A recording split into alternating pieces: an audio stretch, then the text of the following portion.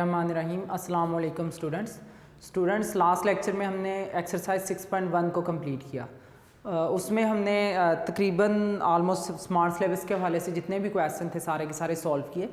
जो question number 4 का D part था उसके हवाले से बस एक आध बार कोशिश कीजिएगा, उसकी इतनी खास ज़रूरत नहीं है, लेकिन फिर भी आना आपको ज़रूर चाहिए। ज़ाहिर बात है कुछ भी आ सकता है लॉन्ग क्वेश्चन के तौर पे बोर्ड में। तो नेक्स्ट हम 6.2 के हवाले से जो स्टडी करेंगे 256 पेज पे आपको वहाँ पे लिखा नज़र आ रहा होगा टेंजेंट एंड नॉर्मल।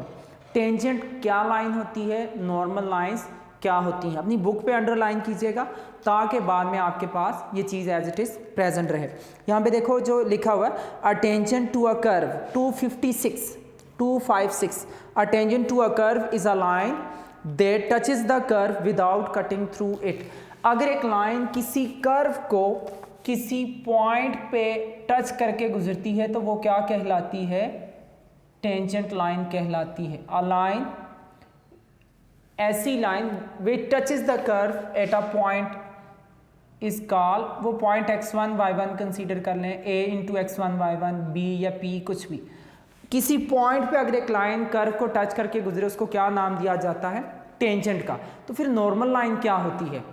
अगर ये टेंजेंट एक लाइन है तो इसकी इक्वेशन क्या होती है, इस टेंजेंट की इक्वेशन कैसे लिखेंगे, नॉर्मल लाइन क्या होती है, इसको हम डिस्कस करेंगे।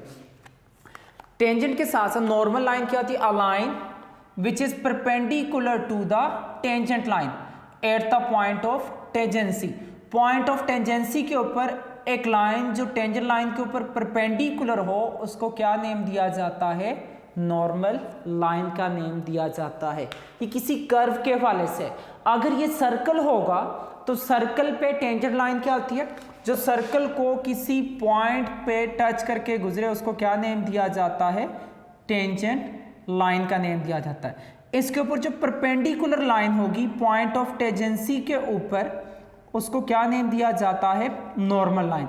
और ये याद रखिएगा नॉर्मल लाइन हमेशा सर्कल के सेंटर में से पास आउट करती है। किसी सर्कल पे अगर टेंजेंट लाइन है तो नॉर्मल लाइन उसके कहाँ से पास करेगी, सेंटर ऑफ द सर्कल से।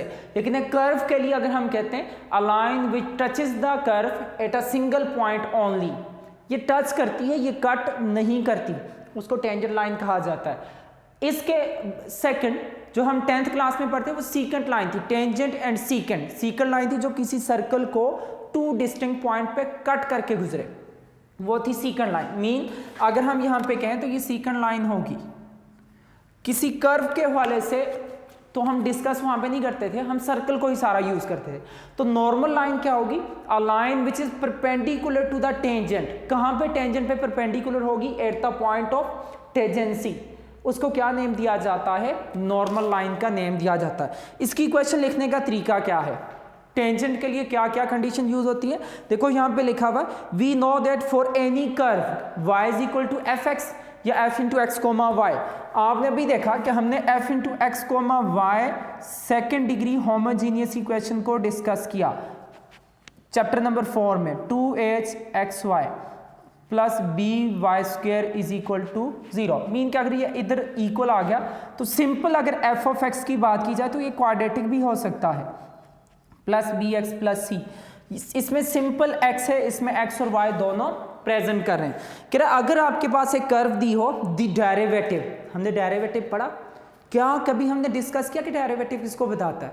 डेरिवेटिव यहाँ पे क्या बताता है, the derivative dy by dx is the slope of the tangent at any point p into x comma y या at any point p into x1 y1। Mean जो slope of tangent line है, slope of tangent line किसी point के ऊपर जब हम discuss करें, mean अगर हम इस पॉइंट पे डिस्कस करें तो इस पॉइंट पे x1 y1 पे जो dy बाई dx है ये हमें slope of the tangent line के हवाले से बताता है।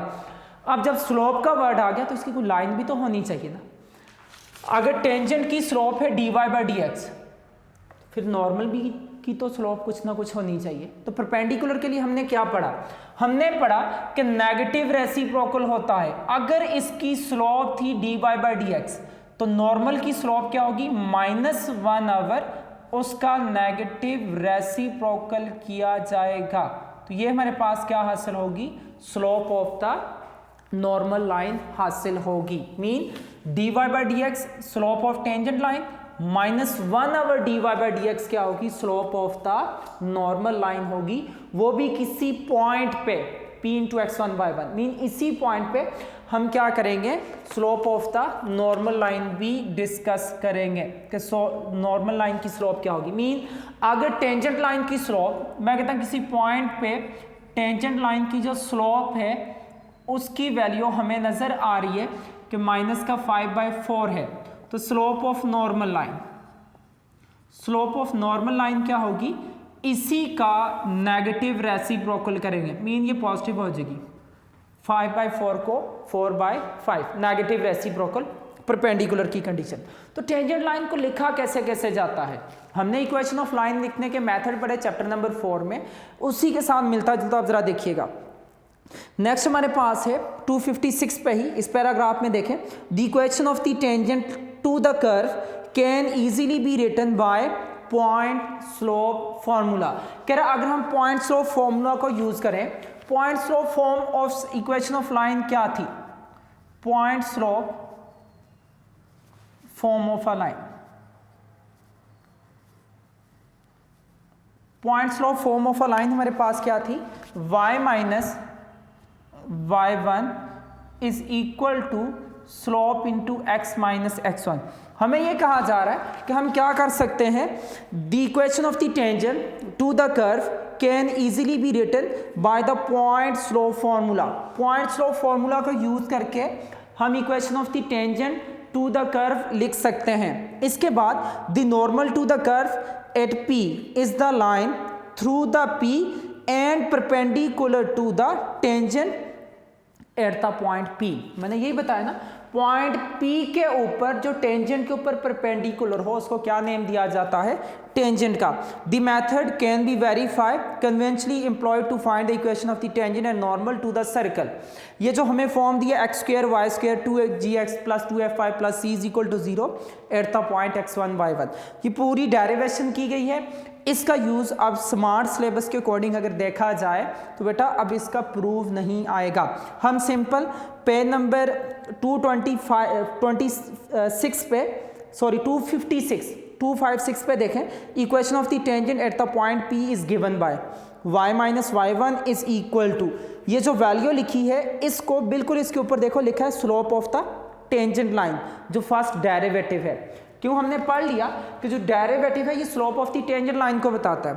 257 पे आप लोग अगर देखो, एक आपको equation of tangent line box में लिखी नजर आ रही है, उसके नीचे जाके फिर equation of the normal line किसी पॉइंट के ऊपर लिखी नजर आ रही है।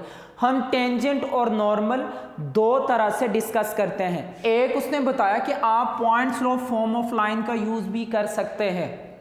सेकंड उसने बताया कि आप अगर देखो आपकी बुक के अकॉर्डिंग शॉर्टकट वे भी है, आप डेरिवेटिव लो फिर सॉल्व करो। ये शॉर्टकट तरीका भी है कि अगर आपको एक सर्कल जनरल फॉर्म में नजर आ रहा है उस तरह से भी लिख सकते हैं। फर्स्ट मेथड मैं लिखने लगा हूं। फर्स्ट मेथड ये है कि आप टेंजेंट लाइन लिख सकते हो पॉइंट स्लोप फॉर्म से।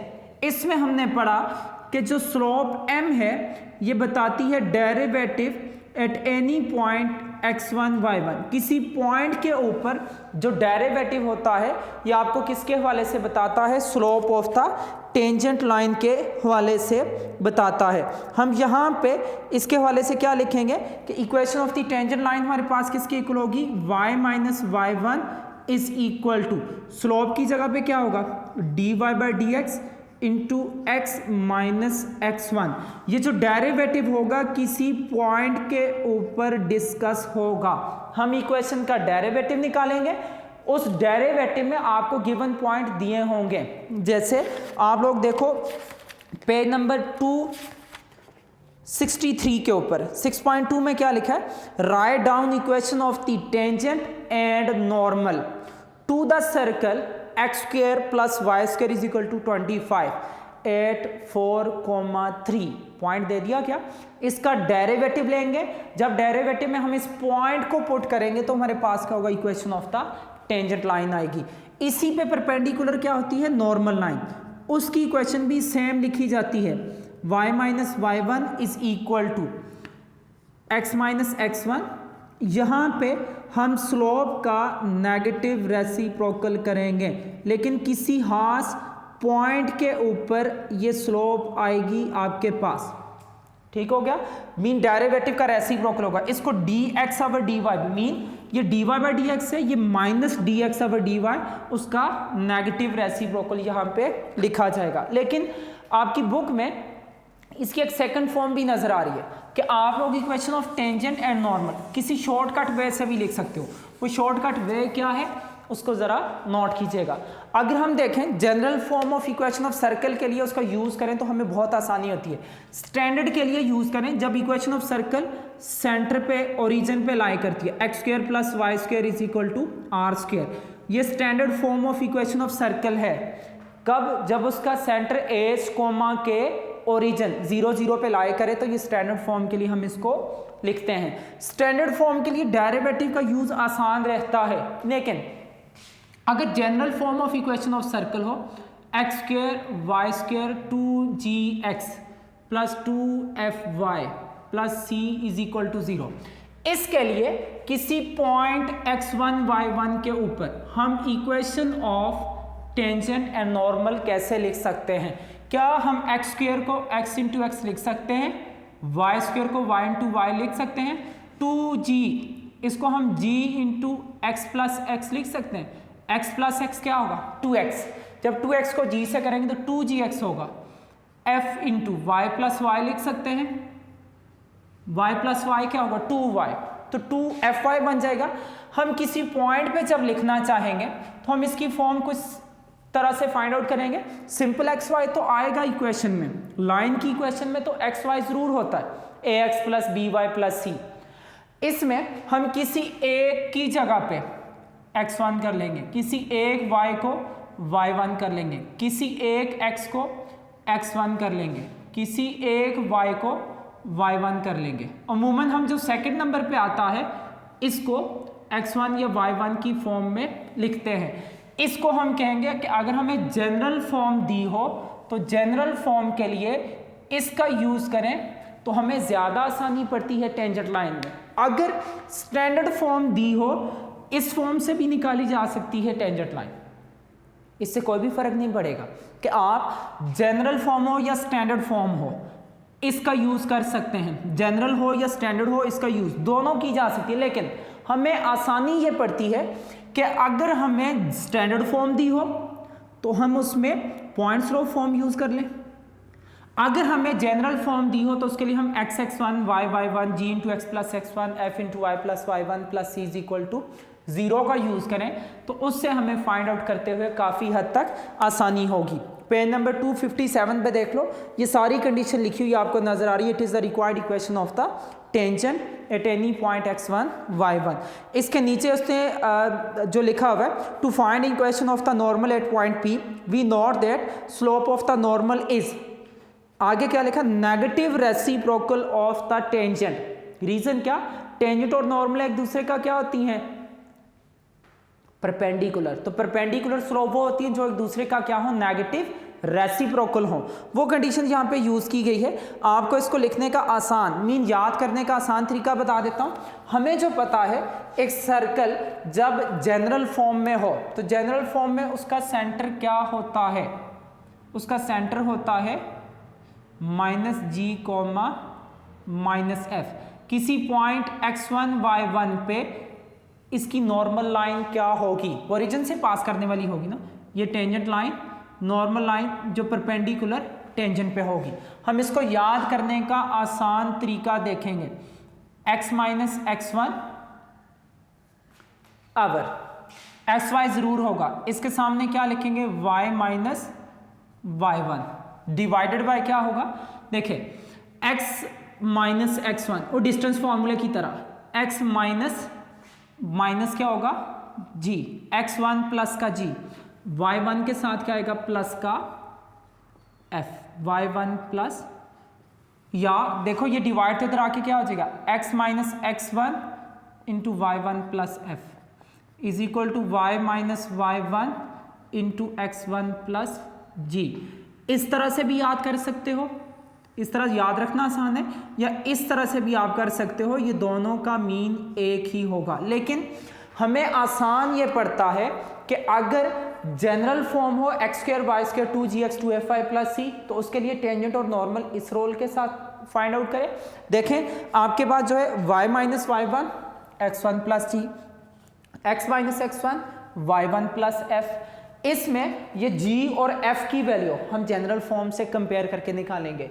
टेंजेंट में भी g, f और c की वैल्यू जनरल फॉर्म से कंपेयर करके फाइंड आउट करेंगे। मीन आप टेंजेंट लाइन इस रूल से भी निकाल सकते हो, सेकंड रूल से भी। नॉर्मल लाइन आप डेरिवेटिव के रूल से भी निकाल सकते हो, सिंपल जो आपकी बुक में रूल दिया है उससे भी। लेकिन आप जरा नोट करो, पेज नंबर जो आपके पास था 263 जो क्वेश्चन नंबर 1 है, उसमें पहला पार्ट स्टैंडर्ड फॉर्म है, दूसरा पार्ट जनरल फॉर्म है, क्वेश्चन नंबर 2 जनरल फॉर्म है। आसान क्या है, आप जैसे मैंने आपको बताया कि आप इक्वेशन ऑफ सर्कल लिखते हो पासेस थ्रू द पॉइंट, उसमें हम स्टैंडर्ड और जनरल दोनों यूज कर सकते हैं। लेकिन जब रेडियस का वर्ड आए तो आप जनरल यूज कर लो, रेडियस का वर्ड आए तो स्टैंडर्ड यूज कर लो। लेकिन जब रेडियस का वर्ड ना हो तो आप जनरल फॉर्म यूज करो। स्टैंडर्ड रेडियस के लिए, और जब रेडियस ना हो तो जनरल फॉर्म। यहाँ पे भी वही कि जब आपको जनरल फॉर्म दी हो तो आप जनरल फॉर्म से निकाल लो, जब स्टैंडर्ड फॉर्म दी हो तो आप पॉइंट्स ऑफ फॉर्मूले से फाइंड आउट कर लो। इस तरह से आपके लिए बहुत हद तक आसानी होगी। ये क्वेश्चन किस तरह से सॉल्व होंगे, अब इसमें कॉन्सेप्ट जारी बात है, इसका मैं प्रूफ तभी नहीं करवाया, आप प्रूफ इसका स्मार्ट सिलेबस का हिस्सा नहीं है, लेकिन फॉर्मूला के तौर पे आपको ये याद रखना लाजमी होगा। अब इसको किस तरह से सॉल्व करेंगे, आइए हम इसको डिस्कस करते हैं। जी स्टूडेंट्स, अब देखें पेज नंबर 263 एक्सरसाइज नंबर 6.2 को हम किस तरह से यहाँ पे सॉल्व करेंगे। क्वेश्चन नंबर 1 में हमें क्या डिस्कस करना है, write equation of tangent and normal to the circle. हमने राइट करनी है equation of tangent line and normal line to the circle. वो सर्कल हमारे पास कौन सा है, फर्स्ट में हमें जो नजर आ रहा है, first point x square plus y square is equal to 25। First point हमें क्या दिया है, एट द पॉइंट 4,3। अभी फर्स्ट पे हम देखेंगे, फिर इसके बाद हम सेकंड पे देखेंगे। ये 2 पॉइंट्स लिखे हैं, इनका मीन ये 2 सेपरेट क्वेश्चन हैं, अलग-अलग से क्वेश्चन है, उनको नोट करना है। अगर हम देखें इसकी शेप क्या जनरल फॉर्म की तरह है या स्टैंडर्ड फॉर्म की तरह है, तो देखो इसकी शेप स्टैंडर्ड फॉर्म की तरह आ रही है, तो इसके लिए डेरिवेटिव का रूल आसान पड़ेगा, जनरल का थोड़ा सा लॉन्ग पड़ेगा। आंसर बिल्कुल एक्यूरेट सेम आते हैं, जिससे मर्जी सॉल्व कर लो। लेकिन हम चाहेंगे कि हमारा टाइम बचत हो, तो टाइम बचत के लिए हम जिसका मर्जी यूज कर लें। तो ये फॉर्म तो हमने बार बार डिस्कस की, सिर्फ इतना सा कर लिया कि पॉइंट वही रहेंगे, जो स्लोप है वो डेरिवेटिव को इंडिकेट करेगी। तो हम क्या करेंगे, सॉल्यूशन में हमें गिवन इक्वेशन क्या दी है, गिवन दिया है कि इक्वेशन ऑफ सर्कल क्या है, x square plus y square is equal to 25, और एंड एक पॉइंट दिया है जिसको हम x1 y1 का नेम दे देते हैं, p into x1 y1 is equal to 4,3। इस पॉइंट के ऊपर हमने टेंजेंट भी लिखनी है और नॉर्मल भी। हमें बता कि डेरिवेटिव से आसान नजर आ रही है, तो इसको कर लेते हैं differentiate with respect to x। Chapter number 2 derivative का, एक्स स्क्वायर के लिए पावर रूल, पावर 7, पावर में से 1 माइनस पावर के नीचे का डेरिवेटिव, पावर 7, पावर में से 1 माइनस पावर के नीचे का डेरिवेटिव। कांस्टेंट का डेरिवेटिव क्या होगा, 0। ये dx से क्या हुआ, कैंसल, तो ये 2y dy by dx is equal two plus 2x दूसरी तरफ जाके माइनस 2 से कैंसल, जो डेरिवेटिव हमारे पास आया वो इज इक्वल टू क्या हो गया, माइनस का x डिवाइडेड बाय y। ये डेरिवेटिव किसी पॉइंट के ऊपर, किसी खास पॉइंट पे ये बताता है slope of the tangent line. So हम क्या लिखेंगे, slope of tangent line, slope of tangent line is equal to क्या होगी, dy बाई डी एक्स। कहाँ पे dy by d x, at point जहां पे x की जगह पे 4 पुट होगा और y की जगह पे 3। इस डेरिवेटिव में आपने क्या कर देना है, ये माइनस एस्टिस, x की जगह पे 4 और y की जगह पे क्या होगा 3। अगर आपको कहा जाता कि राइट ओनली टेंजेंट लाइन, तो आप सिर्फ टेंजेंट की स्लोप निकाल देते, नॉर्मल को डिस्कस ही ना करते। टेंजेंट लाइन की स्लोप -4/3 आ गई, तो so and slope of normal line, यहां से नॉर्मल लाइन की स्लोप क्या होगी, negative reciprocal. Negative reciprocal mean ये माइनस क्या हो जाएगा प्लस, ये 4/3 है तो ये किस में कन्वर्ट होगा 3/4 में। हमें स्लोप ऑफ टेंजेंट लाइन भी मिल गई, स्लोप ऑफ नॉर्मल लाइन भी मिल गई। Required tangent line is, required कोई एक पूछी जाती है शॉर्ट क्वेश्चन में, टेंजेंट लाइन इज, वो टेंजेंट लाइन क्या होगी, y माइनस y1 क्या पुट होगा 3 is equal to slope of the tangent line into x minus का x1। Slope of tangent line at this point किसके इक्वल है, 4/3। ये 3 डिवाइड दूसरी तरफ जाके क्या हो जाएगा मल्टीप्लाई, तो यहां से क्या आएगा माइनस का 4x प्लस का 16, 3y माइनस का 9 प्लस 4x माइनस का 16 इज इक्वल टू, तो ये आपके पास क्या आ गई, equation of the tangent line 3y minus का 25 इज इक्वल टू 0। अगर कुछ कॉमन आता तो हम कॉमन करके उसको कैंसिल करते। सेकंड नंबर पे normal line is, normal line क्या होगी, y माइनस y1 वही value is equal to slope of the normal line किसके इक्वल है 3/4 इंटू x माइनस x1 की वैल्यू क्या है 4 डिवाइड इधर आके क्या हो जाएगा 3 मल्टीप्लाई के 3x माइनस का 12, तो बेटा 4y माइनस का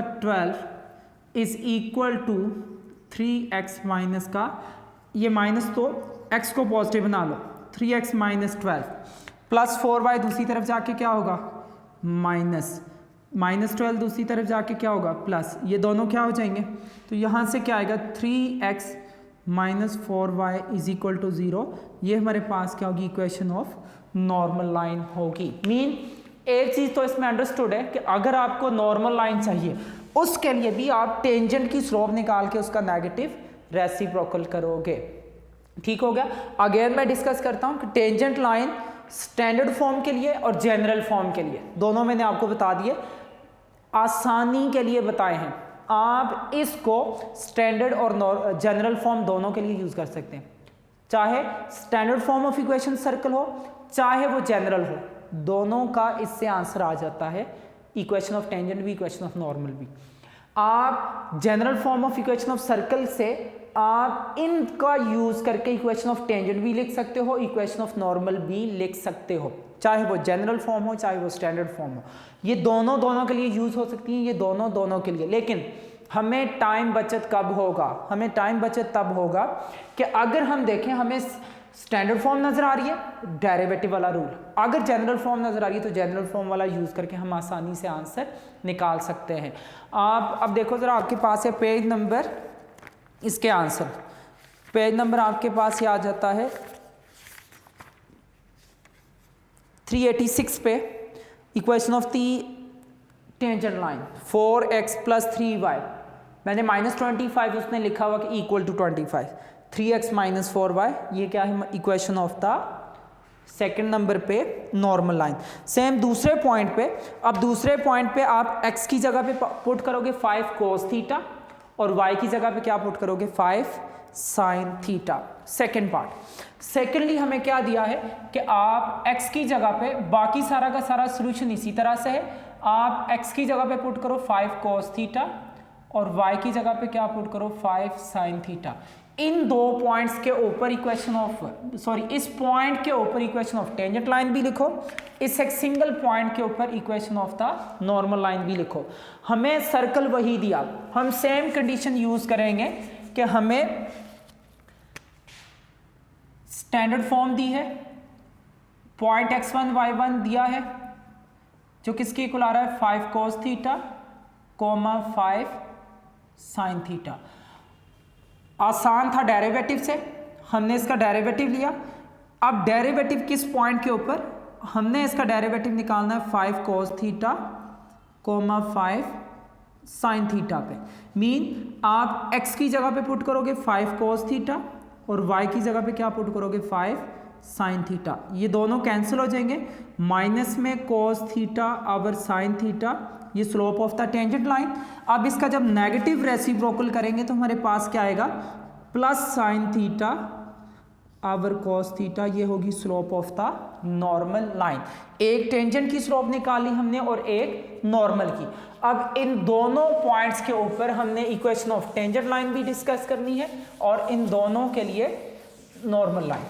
फर्स्ट तो हमने फाइंड आउट कर लिया 5 4,3। अब 5 cos और 5 साइन को डिस्कस करना है।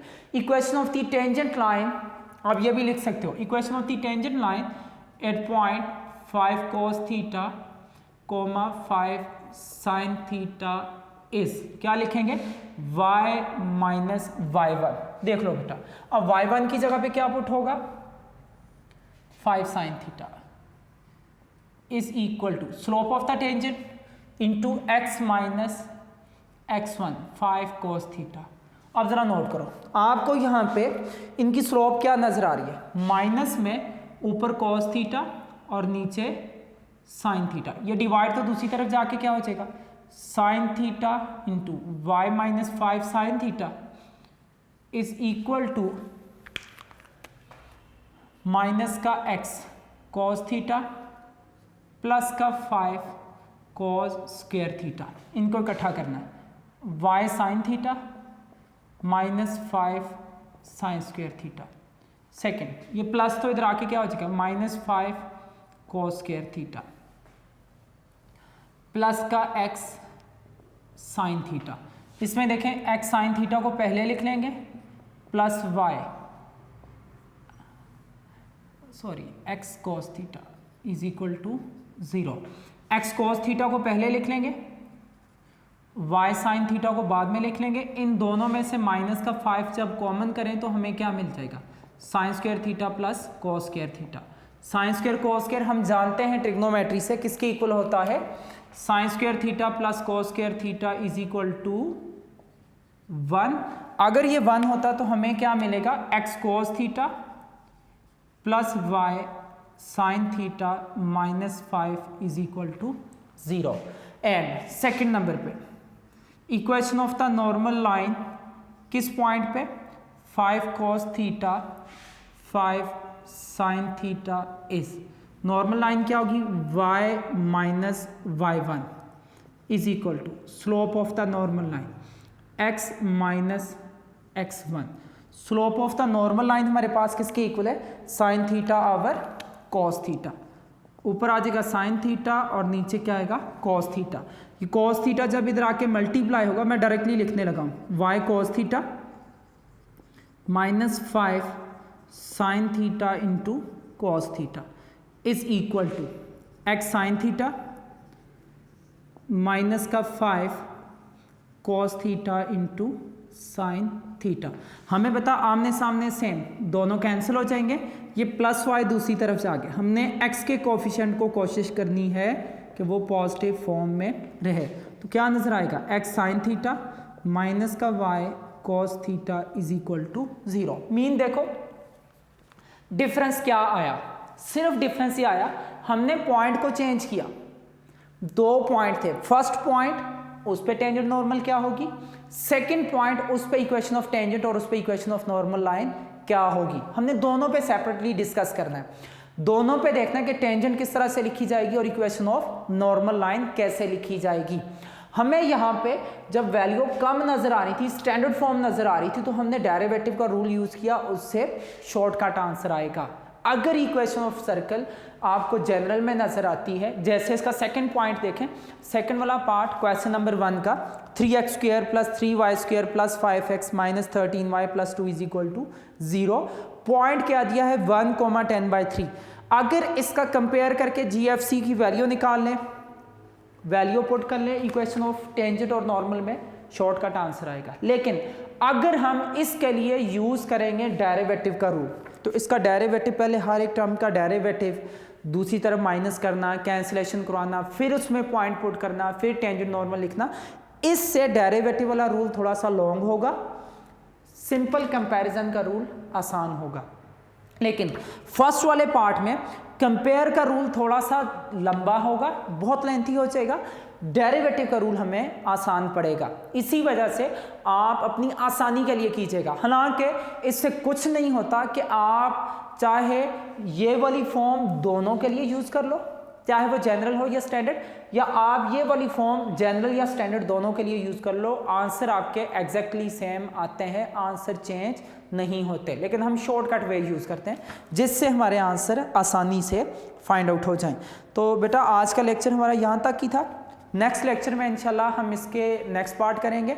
आप लोग खुद भी इसकी कोशिश कीजिएगा। नेक्स्ट लेक्चर में इंशाल्लाह आपसे मुलाकात होगी। तब तक के लिए अल्लाह हाफिज़। अस्सलाम वालेकुम रहमतुल्लाहि व बरकातुहू।